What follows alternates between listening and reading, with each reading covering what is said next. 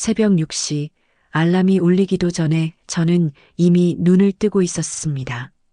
72살이 되도록 변하지 않는 습관이지요. 하지만 오늘은 평소와 달랐어요. 가슴이 두근거리고 있었거든요. 왜냐하면 오늘 우리 민준이의 대학 합격자 발표가 나는 날이었으니까요. 할머니, 아직 안 나왔어요. 오후 2시에 발표래요. 민준이가 아침을 먹으면서 말했지만 저는 이미 마음속으로 합격을 확신하고 있었어요. 우리 민준이가 얼마나 열심히 공부했는데 안 될 리가 없잖아요. 그래, 우리 민준이는 반드시 합격할 거야. 할머니가 30년 동안 모은 돈이 드디어 쓰일 때가 온 거야. 설거지를 하면서도 빨래를 널면서도 자꾸만 그 생각뿐이었어요. 서랍 깊숙이 간직해둔 적금 통장이 자꾸 눈에 밟히더라고요. 매달 10만 원씩 때로는 용돈을 아껴가며 15만 원씩 넣었던 그 통장 말이에요. 여보, 이번 달은 생활비가 좀 부족할 것 같은데. 돌아가신 남편이 살아계셨을 때 그런 말씀을 드리기가 얼마나 미안했는지 몰라요. 하지만 남편은 항상 이렇게 말씀하셨거든요. 순자야, 손자 교육비는 우리가 책임져야지. 진수도 바쁘고 미경이도 일하는데 우리라도 든든하게 뒷받침해줘야 하는 거 아냐? 그때부터였어요. 저희 부부가 손자 민준이만 바라보고 살기 시작한 게 남편이 돌아가신 후에는 더욱 그랬고요. 민준이가 제 삶의 전부가 되어버렸어요. 오후 1시 30분. 더 이상 참을 수가 없어서 민준이 방으로 갔어요. 민준아, 이제 슬슬 확인해보자. 할머니, 아직 30분 남았다고요. 그래도 미리 한번 들어가 보자. 혹시 일찍 올라왔을지도 모르잖아. 민준이는 한숨을 쉬면서도 컴퓨터 앞에 앉았어요. 그리고 저는 민준이 뒤에서 두 손을 모으고 기도했습니다. 하나님, 부처님, 누구든지 좋으니까 우리 민준이만은 꼭 합격하게 해주세요. 이 할머니가 평생 빌 테니까 우리 민준이 소원만은 들어주세요. 오후 2시 정각. 민준이가 마우스를 클릭하는 순간 저는 숨을 멈췄어요. 할머니, 합격이에요. 진짜 합격했어요. 그 순간 눈앞이 하얘지면서 눈물이 쏟아졌어요. 30년, 정말 30년을 기다렸던 이 순간이었거든요. 민준아, 정말이야? 진짜 합격한 거야? 네, 할머니. 제 수험번호 여기 있어요. 저는 민준이를 꽉 안았어요. 우리 민준이의 어깨가 이렇게 넓어졌나 싶으면서도 여전히 제 품에서는 어린 손자 같았어요. 이제 됐다. 우리 민준이가 대학생이 된다.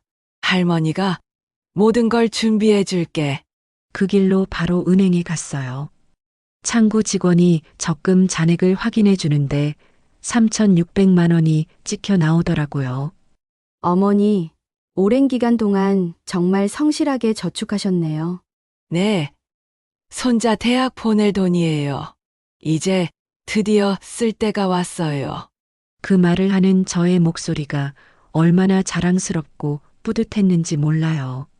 30년간 하루도 빠뜨리지 않고 모은 돈, 겨울에 난방비 아끼고 여름에 에어컨 틀지 않으며 모은 소중한 돈이 드디어 우리 민준이를 위해 쓰이는 거니까요. 집에 돌아오는 길에 마트에 들러 민준이가 좋아하는 갈비와 새우, 그리고 케이크까지 사왔어요. 오늘은 축하 파티를 해야죠. 어머니, 웬 음식을 이렇게 많이 사오셨어요? 며느리 미경이가 깜짝 놀라며 물었어요. 민준이 합격 축하 파티야. 우리 민준이가 드디어 대학생이 된다고. 어머니, 감사해요. 그런데 이렇게 큰 상 차릴 필요까지야. 필요까지야라는 말이 조금 걸렸지만 오늘은 좋은 날이니까 넘어갔어요. 며느리도 나름대로는 기뻐하는 것 같았거든요. 저녁 준비를 하면서 아들 진수에게 전화했어요. 진수야, 민준이 합격했다. 정말요? 민준이 축하해. 등록금은 엄마가 준비해놨으니까 걱정하지 마. 적금 다 해지해서 준비했어. 엄마, 고마워요. 근데 그 돈 엄마 노후 자금 아니었어요? 노후 자금이 뭐가 중요해. 우리 민준이 대학 가는 게 우선이지.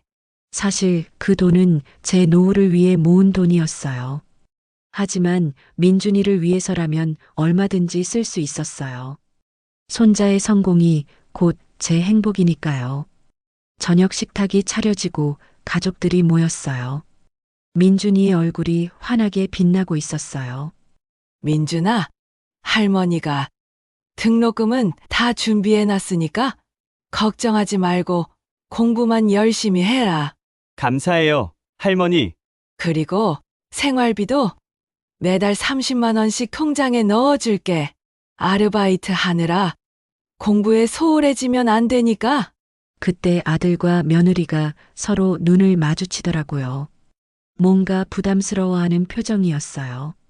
어머니, 그렇게까지 하실 필요는? 뭔 소리야.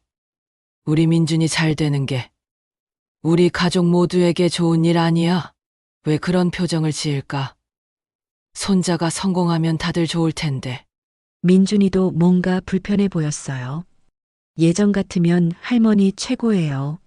라고 환하게 웃었을 텐데 오늘은 좀 다르더라고요. 할머니, 정말 감사해요. 근데 생활비는 제가 알아서 할게요. 아니야. 민준아, 할머니가 다 해줄 수 있는데 왜 고생해? 할머니, 저도 이제 20살이에요. 제가 할 수 있는 건 해보고 싶어요. 그 순간 가슴이 조금 아팠어요. 우리 민준이가 벌써 이렇게 의젓해졌나 싶으면서도 왠지 모르게 저를 밀어내려는 것 같은 느낌이 들었거든요. 아직 어린데 뭘? 할머니가 도와주면 되는 걸 왜 이렇게 어려워하지? 그날 밤 혼자 방에 누워서 적금 통장을 바라봤어요. 30년간 한 푼, 두 푼 모은 이 돈이 드디어 우리 민준이를 위해 쓰이게 된다고 생각하니 너무 뿌듯했어요. 하지만 한편으로는 이상한 기분도 들었어요. 민준이가 예전만큼 저를 반겨하지 않는 것 같다는 생각 때문이었어요. 언제부터인가 민준이가 제 전화를 받지 않을 때가 많아졌고 제가 뭔가 해주려고 하면 괜찮다고 말하는 일이 잦아졌거든요. 아직 어려서 그런 거야. 대학 가서 정신없으면 할머니가 얼마나 고마운 존재인지 알게 될 거야. 그렇게 스스로를 위로하면서 잠이 들었어요. 내일부터는 민준이 대학 준비를 도와주느라 더 바빠질 것 같다는 생각을 하면서요. 하지만 그때까지만 해도 몰랐어요. 우리 민준이가 저를 어떤 시선으로 바라보기 시작했는지, 그리고 제가 그토록 사랑하는 손자에게서 곧 상상도 못한 말을 듣게 될 거라는 걸 말이에요. 창밖으로 보이는 달이 유난히 밝았지만 왠지 모르게 마음 한구석이 허전했어요. 하지만 그건 그냥 기분 탓이라고 생각했답니다. 민준이가 대학에 입학한 지 한 달이 지났어요. 처음에는 정말 뿌듯했답니다. 우리 손자가 대학생이라니 길 가다가도 아는 분들에게 자랑하고 다녔어요. 어머, 순자 씨, 민준이 대학 잘 다니죠? 그럼요. 우리 민준이 요즘 정말 바빠요. 과제며 동아리 활동이며 해야 할 게 너무 많다고 하더라고요. 사실 민준이와는 예전만큼 자주 얘기하지 못했어요. 전화해도 바빠요. 할머니라는 말만 듣고 끊기 일쑤였거든요. 하지만 이해했어요. 대학생이 되니까 할 일이 많을 거라고요. 우리 민준이가 열심히 대학 생활하는구나. 친구들도 많이 사귀고 공부도 열심히 하고. 그래, 그래야지. 그런데 조금씩 이상한 일들이 생기기 시작했어요. 민준이가 집에 늦게 들어오는 날이 많아졌거든요. 처음에는 수업이 늦게 끝나서 그런가 보다 했는데 나중에 알고 보니 친구들과 놀러 다니느라 그런 거였어요. 어느 금요일 저녁이었어요. 민준이가 집에 들어온 시간이 밤 11시가 넘었더라고요. 며느리 미경이가 걱정스러워하면서 말했어요. 어머니, 민준이 요즘 너무 늦게 들어와요. 걱정돼요. 그러게 말이야. 내가 한번 얘기해 볼까? 네, 부탁드려요. 민준이가 어머니 말씀은 잘 들을 테니까. 그래서 다음날 민준이가 나가려고 할 때 불러 세웠어요. 민준아, 잠깐 할머니 얘기 좀 들어봐. 네. 할머니, 요즘 너무 늦게 들어오는 것 같은데 대학생이라고 해서 막 놀러 다녀도 되는 건 아니야. 공부가 우선이잖아? 할머니, 저도 공부해요. 그리고 친구들과 만나는 것도 중요한 대학 생활의 일부잖아요. 그렇긴 하지만 밤 11시가 넘어서 들어오는 건 너무 늦지 않니? 엄마, 아빠도 걱정하시고. 그때 민준이 얼굴이 살짝 굳더라고요. 알겠어요. 할머니, 좀 더 일찍 들어올게요. 그렇게 말하기는 했지만 민준이 표정이 별로 좋지 않았어요. 뭔가 기분이 나쁜 것 같더라고요. 그래도 우리 민준이니까 할머니 말 잘 들을 거야. 하지만 그 다음 주도 똑같았어요. 여전히 늦게 들어오는 거예요. 그래서 또 한 번 얘기했죠. 민준아, 지난주에 할머니가 뭐라고 했지? 일찍 들어온다고 했잖아. 할머니, 어제는 동아리 MT 준비 회의가 있었어요. MT, 그게 뭐야?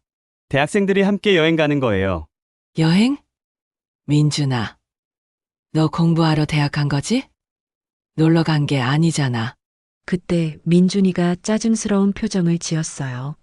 할머니, 요즘 대학 생활이 어떤 건지 모르세요. 공부만 하는 게 다가 아니에요. 그래도 기본은 지켜야지.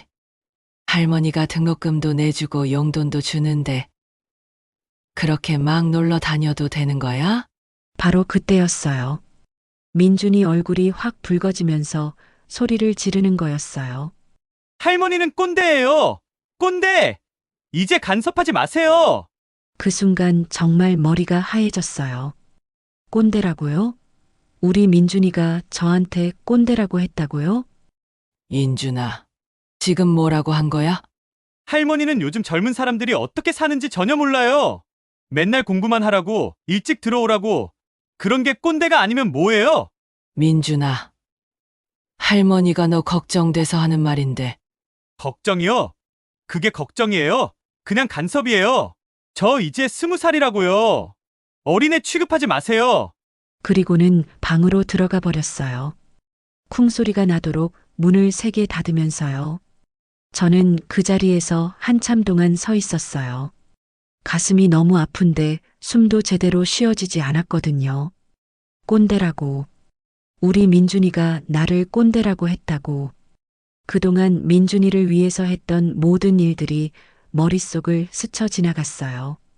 추운 겨울에도 민준이 학원 앞에서 기다렸던 일, 아픈 몸으로도 민준이 도시락을 싸주던 일, 명절에도 민준이 용돈 챙기느라 친척들 눈치 보던 일들이요. 그런데 그 모든 게 꼰대짓이었다고요? 간섭이었다고요? 며느리 미경이가 부엌에서 나와 저를 보더라고요. 어머니, 괜찮으세요? 민준이가 너무 심하게 말한 것 같은데. 아니야, 괜찮아. 요즘 애들이 다 그런가 보다. 그렇게 대답하기는 했지만 속으로는 너무 아팠어요. 내가 정말 꼰대인가? 내가 민준이한테 나쁜 할머니였나? 그날 밤 잠이 오지 않아서 거실에서 TV를 보고 있었어요. 그런데 민준이가 나와서 물을 마시더라고요. 저와 눈이 마주쳤지만 민준이는 그냥 지나쳐 갔어요. 인사도 없이요. 아, 정말 우리 민준이가 나한테 화가 많이 났구나. 다음 날부터 민준이는 저를 완전히 무시하기 시작했어요. 아침에 민준아, 아침 먹으라고 해도 대답도 안 하고 학교 갈 때도 인사도 없이 그냥 나가버리고요. 일주일이 지나도 마찬가지였어요. 민준이는 저와 말을 섞지 않았어요. 가끔 아들이나 며느리와 이야기할 때는 웃기도 하는데 저만 보면 표정이 굳어지더라고요. 진수야. 민준이가 나한테 왜 이러는 거야? 엄마, 민준이도 이제 어른이잖아요. 좀 자유롭게 놔두시면 어떨까요? 자유롭게 놔둔다고? 내가 뭘 그렇게 많이 간섭했다고? 엄마도 민준이 입장에서 생각해 보세요. 대학생인데 할머니가 매일 이것저것 챙기면 부담스러울 수도 있잖아요. 부담스럽다고요? 제가 민준이한테 부담스러운 존재였다고요? 미경아, 너는 어떻게 생각해? 며느리에게도 물어봤어요. 어머니, 저도 민준이가 이제 스스로 판단할 나이가 된 것 같아요. 조금만 더 지켜보시면 어떨까요? 결국 가족들 모두 민준이 편이었어요. 저만 잘못된 거였고요. 그 주 토요일이었어요. 민준이가 외출 준비를 하고 있길래 물어봤어요. 민준아, 어디 가니? 대답이 없었어요. 그래서 다시 물었어요. 민준아, 할머니가 물어보는데 대답은 해야지. 친구들이랑 MT 가요. MT. 언제 돌아와? 내일 밤이요. 밤. 민준아, 그렇게 늦게까지 놀다 오며 월요일에 수업은 어떻게 들어? 그리고 술은 마시지 않겠다고 약속해줘. 그때 민준이가 갑자기 큰 소리로 소리쳤어요. 할머니, 정말 그만해요. 저 이제 어린애 아니라고요. 왜 자꾸 간섭하세요? 민준아, 할머니가 너 걱정돼서. 걱정 마세요. 그리고 앞으로 제 일에 간섭하지 마세요. 정말 답답해 죽겠어요. 그리고는 집을 나가버렸어요. 문을 쾅 닫는 소리가 온 집안을 울렸어요. 그날 저녁 저는 혼자 앉아서 많은 생각을 했어요. 정말 내가 민준이한테 나쁜 할머니였나? 내가 너무 많이 간섭했나? 나는 그냥 우리 민준이가 잘 되길 바라는 마음에서 한 말들인데 그게 그렇게 나쁜 일이었나?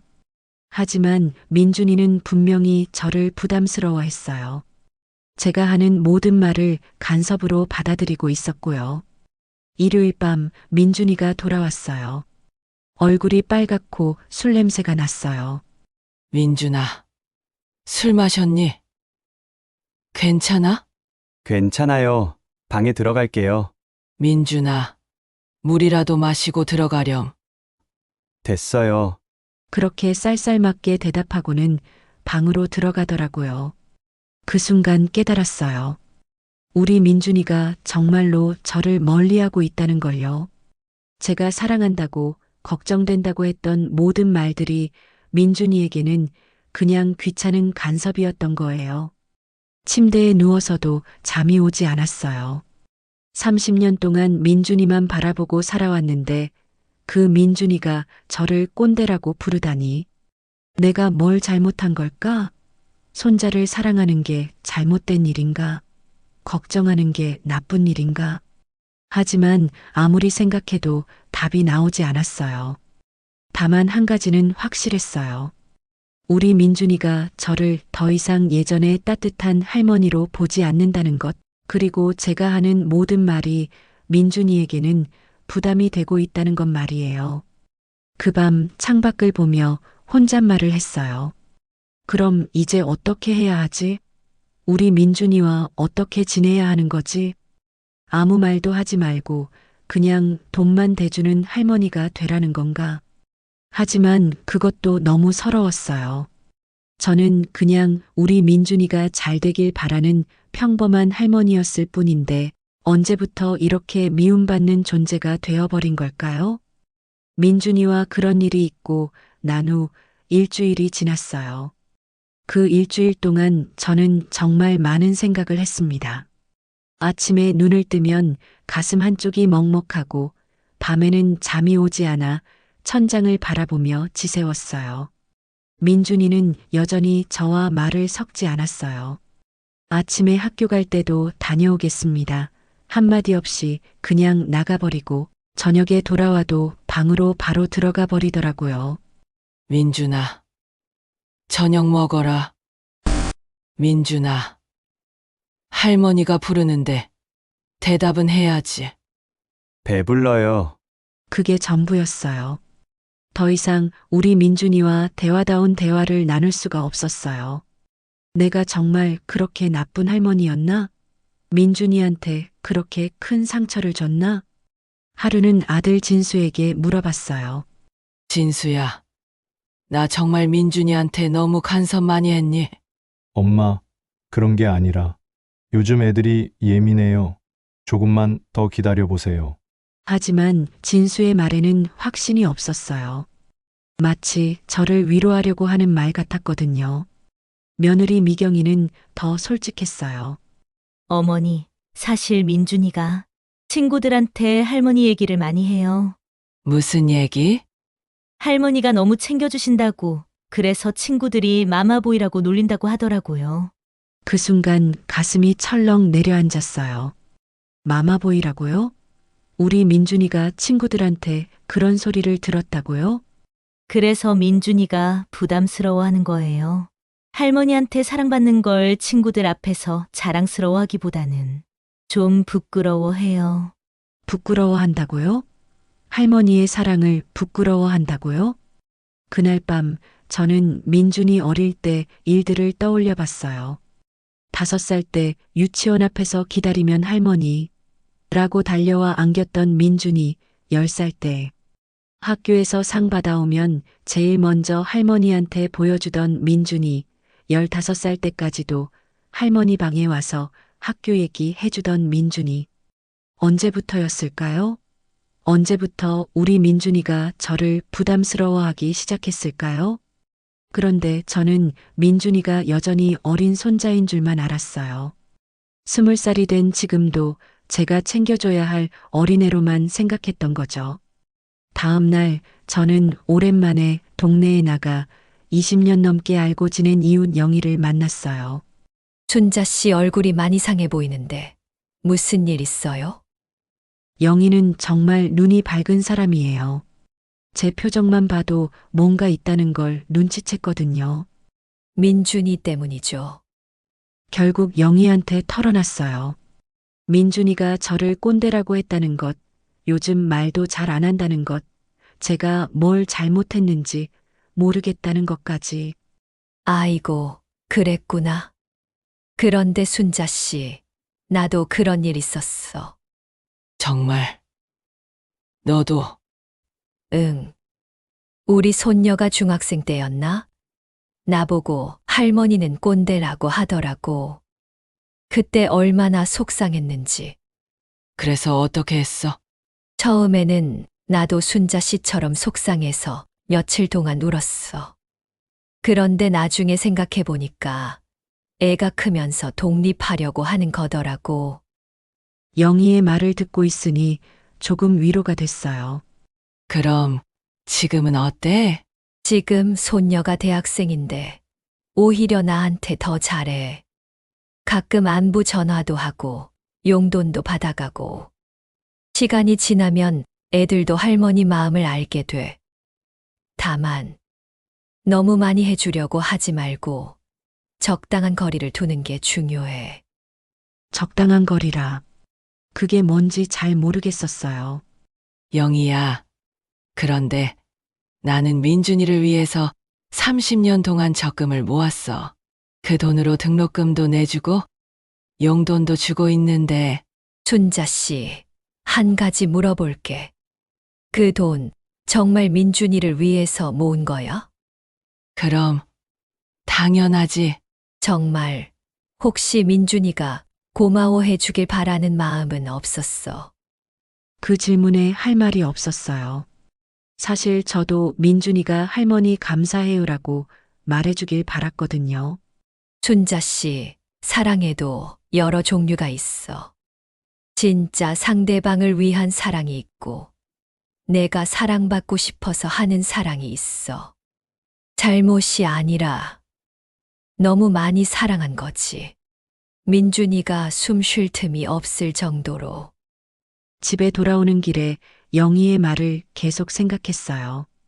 제가 민준이를 너무 많이 사랑했다고요? 그날 저녁 민준이가 늦게 들어왔어요. 예전 같으면 어디 갔다 왔니? 밥은 먹었니? 라고 물어봤을 텐데 이번에는 참았어요. 민준이가 신발을 벗으면서 제 쪽을 슬쩍 보더라고요. 아마 제가 뭔가 말할까봐 그런 것 같았어요. 하지만 저는 아무 말도 하지 않았어요. 하지만 며칠 더 그렇게 해봤어요. 민준이가 늦게 들어와도 어디 간다고 해도 아무 말 안 했어요. 그러자 신기한 일이 생겼어요. 민준이가 먼저 말을 걸기 시작한 거예요. 할머니, 저 오늘 늦을 것 같아요. 그래. 조심해서 다녀와라. 할머니, 저녁은 드셨어요? 응. 먹었어. 짧은 대화였지만 그래도 대화였어요. 하지만 예전처럼 따뜻하지는 않았어요. 그러던 어느 날 저는 중요한 결심을 했어요. 서랍에서 적금 통장을 꺼내 들고 한참 바라봤어요. 30년간 모은 3,600만 원. 이 돈이 정말 민준이를 위한 돈인지 아니면 제가 민준이한테 사랑받기 위해 모은 돈인지 혼란스러웠어요. 그 순간 깨달았어요. 제가 민준이를 정말로 사랑한다면 민준이가 원하는 대로 해줘야 한다는 거요. 그날 밤 저는 거울 앞에 서서 저 자신을 오랫동안 바라봤어요. 72세의 박순자. 민준이 할머니가 아닌 그냥 박순자라는 사람을 본 게 언제였을까요? 30년 전 남편이 돌아가시기 전에 제게 이런 말씀을 하셨어요. 순자야, 민준이도 중요하지만 너 자신의 인생도 살아야 해. 나 없어도 너는 너만의 행복을 찾아야 한다고. 그때는 무슨 말인지 이해하지 못했어요. 하지만 이제야 알 것 같았어요. 민준이와 거리를 두기 시작한 지 2주가 지났어요. 신기하게도 민준이가 조금씩 변하기 시작했어요. 할머니, 다녀오겠습니다. 그래.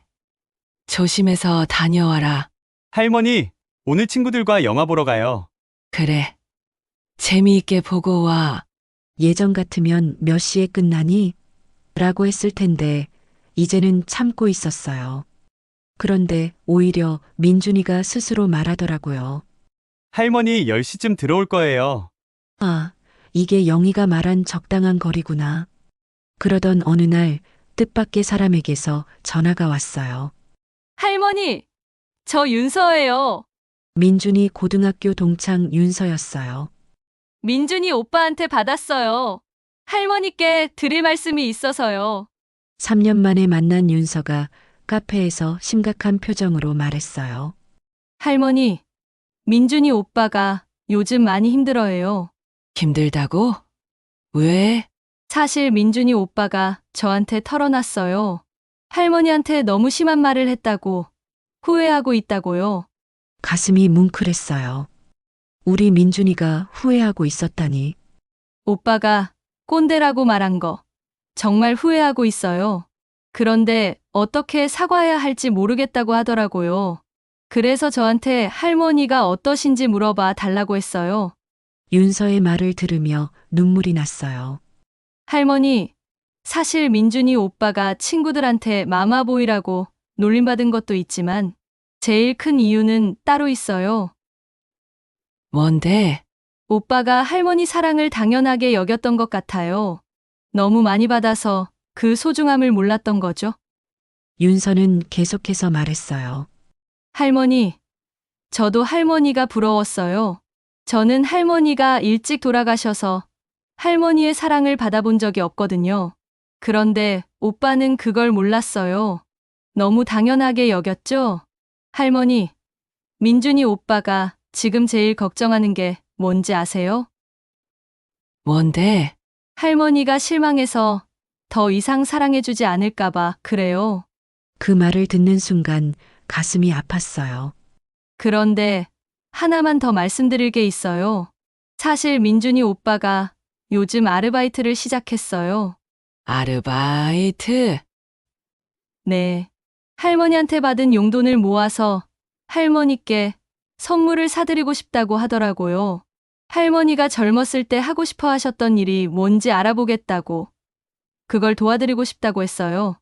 그 순간 눈물이 펑펑 쏟아졌어요. 집에 돌아와서 민준이가 돌아오기를 기다렸어요. 저녁 7시쯤 민준이가 들어왔어요. 민준아, 잠깐 할머니랑 얘기 좀 하자.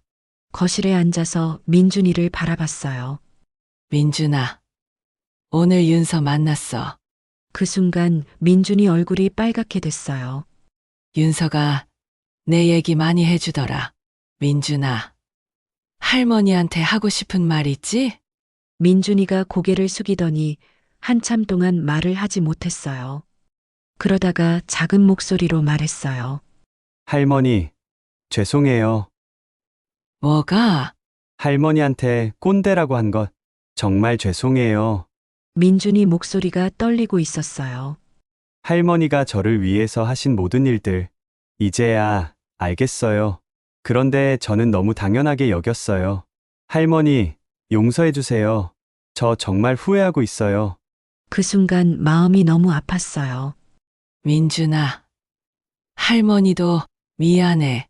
할머니가 왜요? 할머니가 너를 너무 많이 사랑해서 숨 쉴 틈을 안 줬구나. 이제 할머니도 배웠어. 사랑하되 놓아주는 것도 사랑이라는 걸. 민준이가 저를 바라보더니 눈물을 글썽였어요. 할머니, 저 할머니 사랑해요. 할머니도 민준이 사랑해. 그런데 이제는 다르게 사랑해 볼까? 어떻게요? 서로 부담 주지 않고 서로 존중하면서. 그날 밤 오랜만에 마음이 편안했어요. 윤서라는 고마운 아이 덕분에 민준이와 다시 화해할 수 있었거든요. 하지만 여전히 숙제는 남아 있었어요. 저 자신의 삶을 찾는 일 말이에요. 민준이와 화해했다고 해서 예전으로 돌아갈 수는 없었거든요. 이제는 정말로 적당한 거리를 유지하면서 저 자신만의 행복도 찾아야 했어요. 민준아, 우리 이제 새로운 관계를 만들어 보자. 할머니도 할머니만의 삶을 살면서. 민준이와 화해하고 난 후 한 달이 지났어요.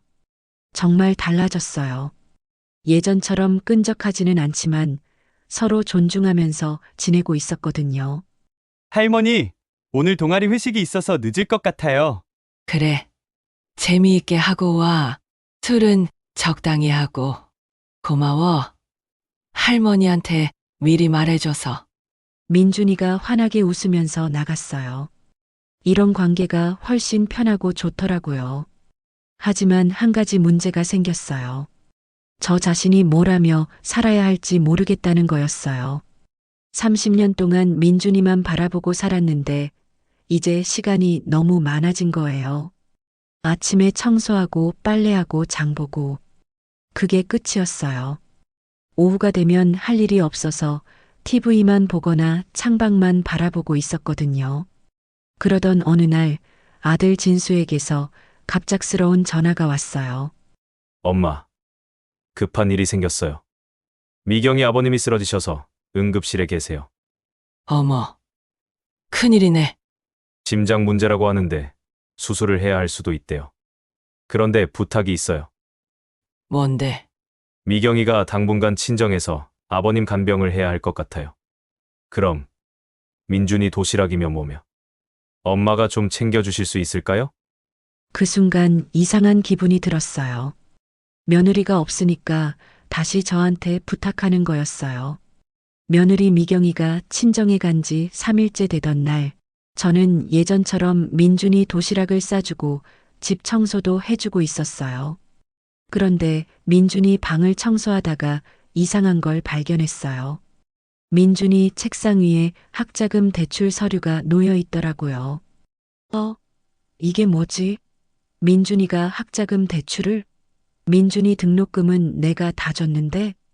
민준이가 학교에서 돌아오자 물어봤어요. 민준아, 이게 뭐니? 아, 그건 민준아, 너 학자금 대출 받으려고 하는 거야? 왜? 등록금은 할머니가 다 줬잖아. 민준이가 고개를 숙이고 한참 동안 말을 하지 못했어요. 할머니, 사실은 아빠가 할머니 돈을 안 쓰겠다고 했어요. 뭐라고? 아빠가 할머니 노후 자금인데 어떻게 쓰냐고. 민준이는 자기가 책임지겠다고 했어요. 그 순간 머리가 어찔했어요. 진수가 그런 말을 했다고? 그래서 아빠가 학자금 대출 받아서라도 등록금을 내겠다고 했어요. 그럼 그동안 할머니가 준 돈은? 아빠가 따로 모아두고 계세요. 할머니한테 돌려드린다고. 가슴이 답답해졌어요. 진수가 언제부터 그런 생각을 하고 있었던 걸까요? 민준아, 아빠가 정확히 뭐라고 했니? 아빠가 할머니가 평생 고생해서 모은 돈인데 손자 등록금으로 다 써버리는 건 아니라고 했어요. 할머니도 이제 나이 드시니까 병원비며 뭐며 돈 들 일이 많을 텐데 미리미리 아껴야 한다고. 그날 저녁 진수가 들어오자마자 물어봤어요. 진수야, 민준이 등록금 얘기 좀 하자. 아, 엄마가 알았구나. 왜 나한테 말 안 했니? 엄마. 그 돈 엄마 노후 자금이잖아요. 엄마는 민준이만 생각하시니까 자꾸 쓰시려고 하시잖아요. 그 말이 가슴에 와닿았어요. 진수가 저를 그렇게 보고 있었구나. 진수야, 그래도 미리 상의했어야 하는 거 아니야? 엄마. 실은 미경이도 그런 얘기했어요. 미경이가 시어머니 노후 자금을 손자 교육비로 다 써버리는 건 좀 그렇다고. 나중에 어머님 연세 드시면 우리가 부담되지 않겠냐고. 그 순간 모든 게 이해됐어요. 며느리 미경이가 그런 생각을 하고 있었고 진수도 그에 동조한 거였어요. 그래서 언제부터 그런 결정을 한 거야? 민준이가 2학년 올라가기 전부터요. 그럼 1년 동안 나 혼자만 모르고 있었다는 거네? 며느리 미경이가 병원에서 돌아온 후 단둘이 얘기할 기회가 생겼어요. 미경아, 민준이 등록금 얘기 좀 하자. 어머니, 죄송해요. 그런데 정말 어머니를 위해서 하는 말이었어요. 나를 위해서? 네. 어머니께서 그렇게 아껴서 모은 돈인데 다 써버리시면 나중에 어쩌시려고 해요? 요즘 노인분들 병원비가 얼마나 많이 드는지 아세요? 미경이의 말을 들으면서 깨달았어요. 이 사람은 정말로 제 노후를 걱정해서 하는 말이 아니라는 걸요. 미경아, 솔직히 말해봐. 너 나중에 내 병원비 대느라 부담되는 게 싫은 거지? 어머니, 그런 게 아니라 아니야, 맞는 것 같은데? 내가 돈 다 써버리면 나중에 너희가 돌봐야 하니까 미리 막는 거지? 미경이가 할 말을 잃었어요. 그날 밤 정말 많은 생각을 했어요. 30년 동안 민준이만 생각하며 모은 돈이었는데 정작 가족들은 그 돈을 제가 함부로 쓸까봐 걱정하고 있었던 거예요. 더 충격적인 건 그동안 제가 민준이한테 준 돈들이 모두 다른 통장에 모아져 있다는 거였어요. 다음 날 민준이한테 물어봤어요. 민준아, 그럼 너 지금까지 용돈은 어떻게 했니? 아르바이트에서 벌었어요. 아르바이트? 언제부터? 고3 졸업하고 나서부터요. 아빠가 할머니는 모르게 하라고 했어요. 그 순간 모든 게 무너지는 느낌이었어요. 1년 동안 저 혼자만 모르는 상황에서 살고 있었던 거예요. 그런데 정말 예상치 못한 일이 또 벌어졌어요. 어느 날 저녁 민준이가 평소보다 늦게 들어왔어요. 얼굴이 많이 상해 보이더라고요. 민준아, 어디 아픈 데 있니? 할머니, 사실 동아리에서 급하게 돈이 필요한 일이 생겼어요. 동아리에서 학교 축제 때 부스 운영비를 내야 하는데 갑자기 돈이 모자라졌어요. 얼마나 필요한데? 50만 원이요. 그럼 할머니가 줄까? 그때 민준이가 고개를 저으며 말했어요. 할머니, 사실은 아빠한테 먼저 부탁했어요. 그런데 아빠가 안 된다고 했어요. 아빠가 할머니 돈도 쓰게 하면서 자기도 안 준다고 했어요. 그 순간 가슴이 답답해졌어요. 그래서 할머니한테 마지막으로 부탁드리러 온 거예요. 민준아, 할머니가 당연히 줘야지. 뭘 그렇게 고민해? 그때 민준이가 저에게 충격적인 말을 했어요. 할머니, 저 사실은 할머니 돈 받기가 부담스러워요. 부담스럽다고? 네. 할머니가 저한테 돈을 주시면 나중에 할머니가 아프시거나 하실 때 제가 더 많이 책임져야 할 것 같아서요. 그 순간 모든 것이 무너지는 느낌이었어요. 민준이마저도 결국 그런 생각을 하고 있었던 거예요. 민준아, 지금 뭐라고 한 거야? 할머니, 죄송해요. 그런데 정말 그래요. 제가 할머니 돈을 받으면 나중에 할머니 노후를 제가 다 책임져야 하는 거 아니에요? 그럼 할머니가 너한테 부담이라는 얘기야? 할머니가 연세도 많으시고 앞으로 병원비며 뭐며 돈이 많이 들 텐데 제가 할머니한테 돈을 받으면 당연히 나중에 더 많이 돌봐드려야 하잖아요. 그 말을 듣는 순간 30년이 한순간에 무너지는 것 같았어요. 민준아, 그럼 할머니는 이제 너한테 짐이구나. 할머니, 그런 말씀 마세요. 아니야, 맞잖아. 돈 받기도 부담스럽고, 나중에 돌보기도 부담스럽고, 민준아, 솔직하게 말해봐. 할머니 없었으면 좋겠다고 생각한 적 있지? 민준이가 고개를 들어 저를 바라봤어요. 그 눈에서 답을 읽을 수 있었어요. 할머니, 정말 죄송해요. 저도 이런 생각을 하게 될 줄 몰랐어요. 다음 날 진수를 불러 세웠어요. 진수야, 어제 민준이가 돈 달라고 했을 때 왜 안 준다고 했니? 엄마, 민준이도 이제 스스로 해결할 나이잖아요. 뭔가 필요할 때마다 할머니부터 찾는 것 자체가 문제예요. 엄마도 엄마 인생을 사세요. 내 인생? 30년 동안 너희만 바라보고 살았는데, 이제 와서 내 인생을 살라고? 그래서 엄마 노후 자금도 아끼시라고 하는 거예요. 그날 저녁 미경이가 들어오자마자 불러 세웠어요. 미경아, 우리 솔직하게 얘기해보자. 너희들이 내 돈 관리하는 진짜 이유 말이야. 미경아, 나 바보 아니야. 다 안다. 너희들이 나중에 내 병원비 대느라 힘들까봐 미리 막아두는 거잖아. 미경아, 그럼 처음부터 솔직하게 말하지 그랬어. 어머니, 나중에 어머니 병원비 우리가 대기 싫으니까 돈 함부로 쓰지 마세요라고. 그때 미경이가 갑자기 소리를 질렀어요. 그럼 어쩌자는 거예요? 어머니가 돈 다 써버리시면 나중에 우리가 어떻게 해요? 어머니도 좀 현실을 보세요. 요즘 시대에 놓인 병원비가 얼마나 드는지 아세요? 그래서 미리미리 준비하시라는 거예요.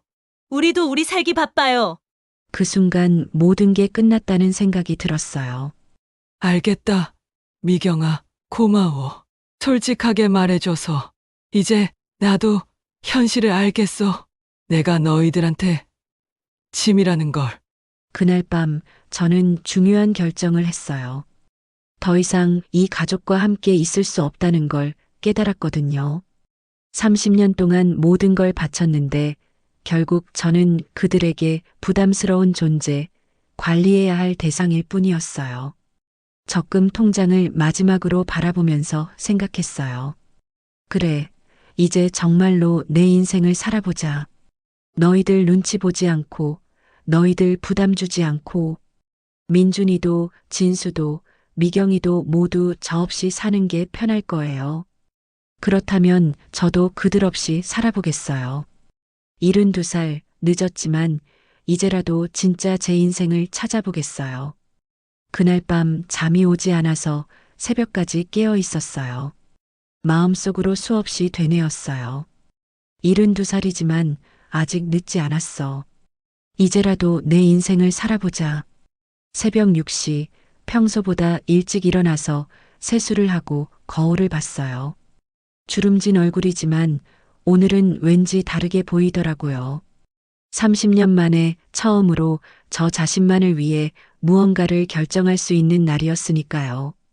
아침을 차려놓고 가족들을 기다렸어요.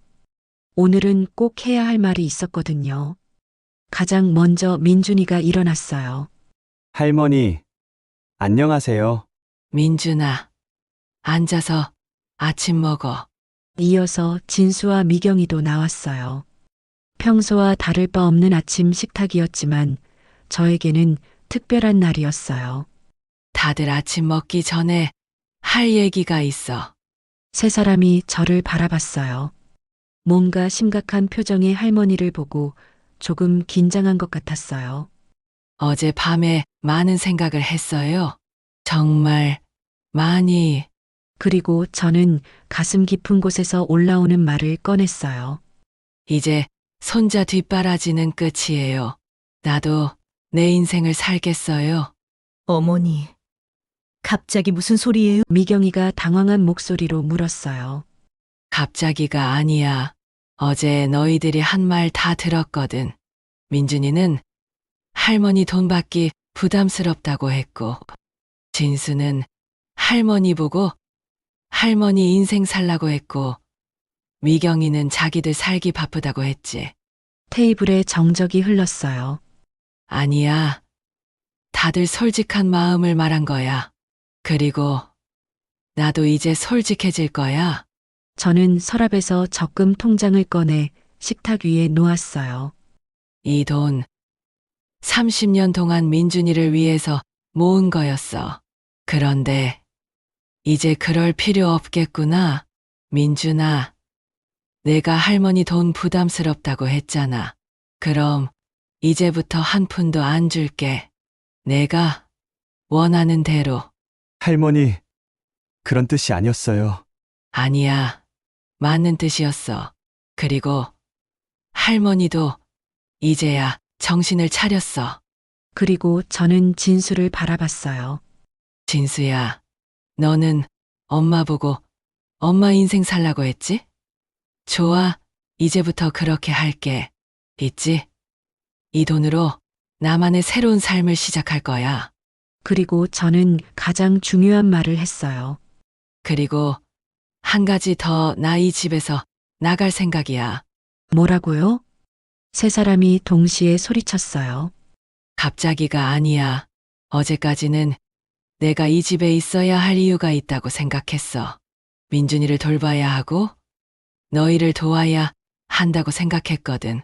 아니야. 민준이는 나 없어도 잘 살고 있더라고. 아르바이트도 하고 학자금 대출도 받고 할머니가 굳이 있을 이유가 없더라고. 진수가 황급히 말했어요. 엄마, 그런 건 아니에요.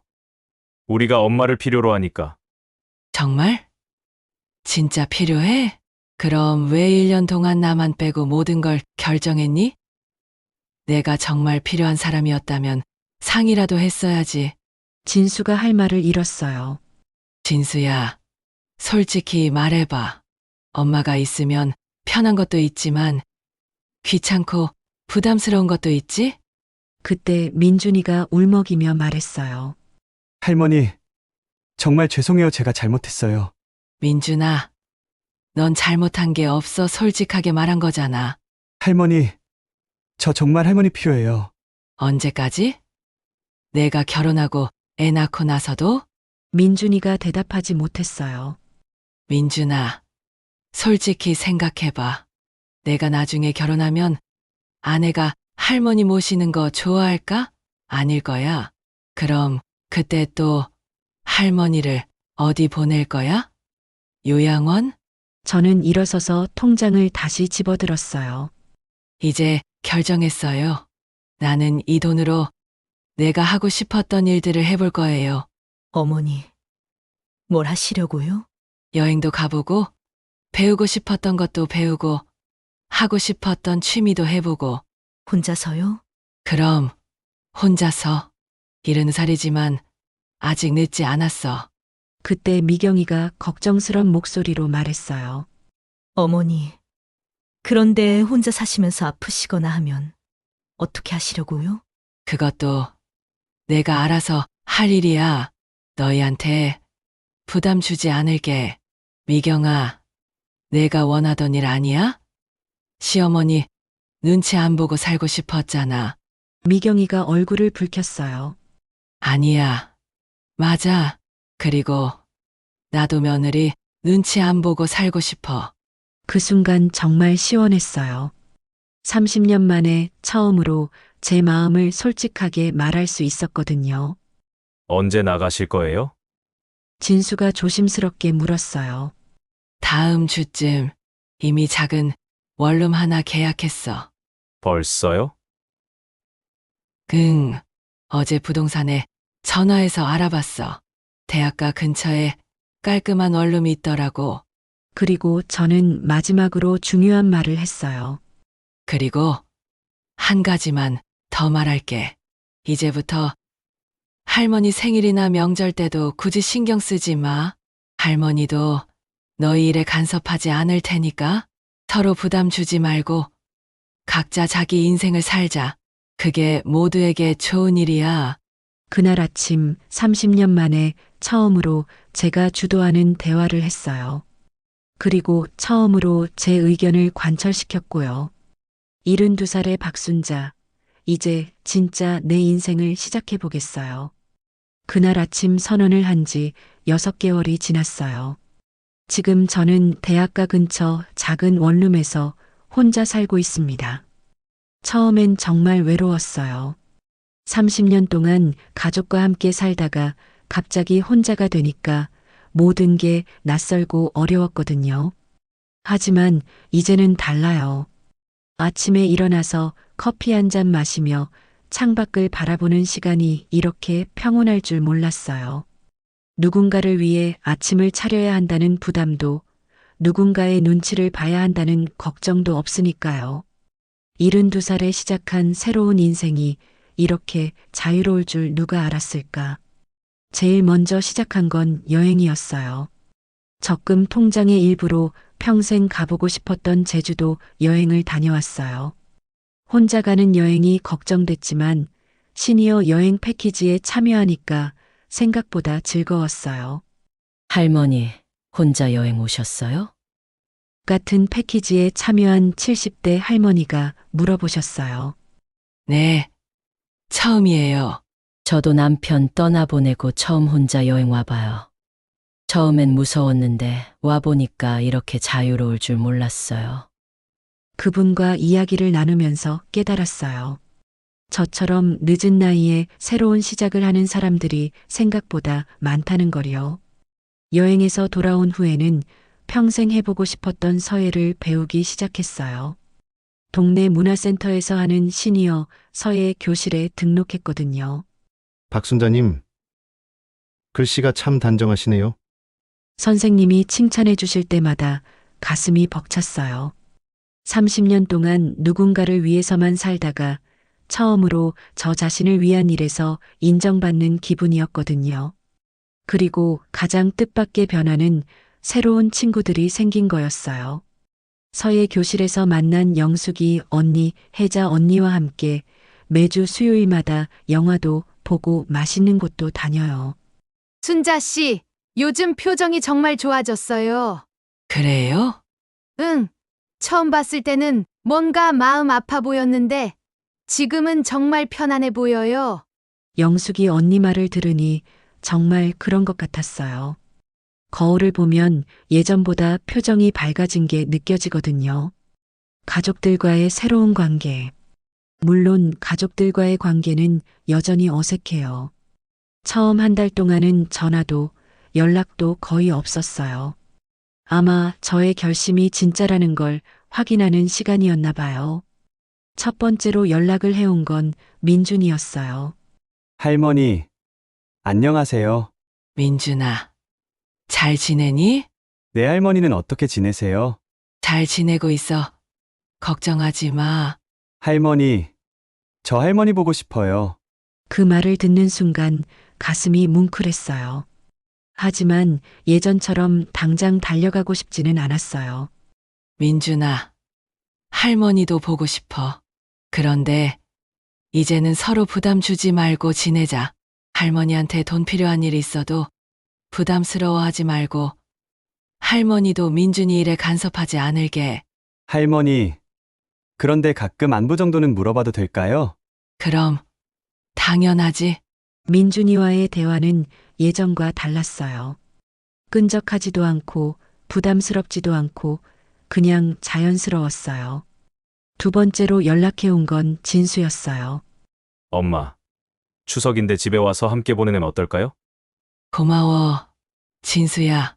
그런데 엄마는 친구들과 여행 가기로 했어. 여행요? 응. 서예 교실에서 만난 언니들과 온천 여행 가기로 했거든. 진수 목소리에서 조금 서운한 기색이 느껴졌어요. 하지만 저는 마음이 편했어요. 더 이상 가족들의 기대에 맞춰 살 필요가 없었거든요. 그 후로 민준이가 한 달에 한 번씩 저를 보러 와요. 처음엔 어색했지만 이제는 자연스러워졌어요. 할머니, 서예 작품 보여주세요. 이런 거라도 봐줄래? 와, 정말 잘 쓰시네요. 할머니가 이렇게 글씨를 잘 쓰시는 줄 몰랐어요. 할머니도 몰랐어. 해보니까 재미있더라고. 할머니, 정말 행복해 보이세요. 그래? 민준아, 할머니가 이제야 할머니만의 삶을 사는 것 같아. 민준이도 많이 변했어요. 예전처럼 할머니한테 의존하려 하지 않고 자기 일은 자기가 알아서 해요. 그러면서도 할머니를 걱정하고 챙기는 마음은 예전보다 더 진심으로 느껴져요. 할머니, 저 이제 정말 할머니 존경해요. 왜? 72살에 새로운 인생을 시작하시는 모습이 정말 멋있어요. 저도 할머니처럼 용기 있는 사람이 되고 싶어요. 그 말을 듣는 순간 눈물이 났어요. 30년 동안 바라왔던 민준이의 진심 어린 존경을 이제야 받게 된 거였어요. 가족의 사과와 새로운 시작. 지난주에는 정말 뜻밖의 일이 있었어요. 진수가 미경이와 함께 저를 찾아온 거예요. 엄마, 안녕하세요. 어머니, 갑자기 찾아와서 죄송해요. 작은 원룸이지만 나름대로 정리를 잘 해놨거든요. 제 취향대로 꾸민 공간이 마음에 들었어요. 어머니, 사실 저희가 온 이유가 있어요. 어머니께 사과드리고 싶어서요. 사과? 네. 그동안 어머니 마음을 몰라줘서 죄송했어요. 미경이가 고개를 숙이며 말했어요. 어머니가 나가신 후에 많은 생각을 했어요. 어머니가 저희를 위해 얼마나 많은 것을 희생하셨는지. 그런데 저희는 그걸 당연하게 여겼다는 걸 깨달았어요. 어머니, 정말 죄송해요. 그리고 존경해요. 존경? 네. 72살에 새로운 삶을 시작하시는 모습이 정말 대단해요. 저는 그런 용기가 없을 것 같아요. 진수도 말했어요. 엄마, 저도 미안해요. 엄마가 혼자 사신다고 했을 때 사실 마음 한편으로는 편할 거라고 생각했어요. 그런데 정말로 엄마가 없으니까 뭔가 허전하더라고요. 엄마가 얼마나 소중한 존재였는지 이제야 알겠어요. 그날 오랜만에 가족과 함께 시간을 보냈어요. 하지만 예전과는 달랐어요. 서로를 부담스러워하지도 않고 무리한 기대를 하지도 않았어요. 엄마, 그런데 정말 여기서 계속 사실 거예요? 왜? 걱정돼? 그런 게 아니라 가끔 저희가 보러 와도 될까요? 그럼 좋지. 대신 예전처럼 뭔가 해달라고 오는 게 아니라 그냥 안부 확인차 오는 거야. 네, 그렇게 할게요. 그들이 돌아간 후 혼자 앉아서 많은 생각을 했어요. 30년 만에 처음으로 가족들과 진짜 가족다운 시간을 보낸 것 같았어요. 이제 저는 진짜 행복해요. 가족들의 사랑도 받지만 그들에게 얽매이지도 않아요. 저만의 취미도 있고 친구들도 있고 하고 싶은 일들도 있어요. 72살에 시작한 새로운 인생, 생각보다 훨씬 풍요롭고 의미 있어요. 오늘도 서예 연습을 하면서 한 글자 한 글자 정성스럽게 썼어요. 자유자재, 자유롭게 제 뜻대로 사는 삶.